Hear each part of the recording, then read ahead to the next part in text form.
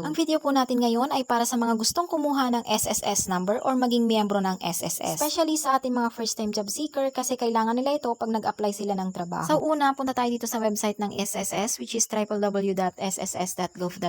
Then, i-click nyo itong apply for an SSS number online. Click here, then meron ditong step-by-step guide application kung paano kumuha ng SSS number online. Then, click start. Then, fill upan nyo po dito yung mga necessary details na hinihingi ni SSS para ma-verify kung wala pa ba talaga kayong SSS number. So, nakalagay na din po dun yung link para may pagpatuloy nyo yung inyong SSS member application. Fill upan nyo lang po yung mga details na hinihingi ni SSS at kailangan din po nating mag-upload dito ng proof of identity or yung ating pagkakakilanlan. So, para malaman ni SSS na tao tayo at hindi robot. So, nandito po yung listahan ng mga proof of documents na maaari nyong i-upload online.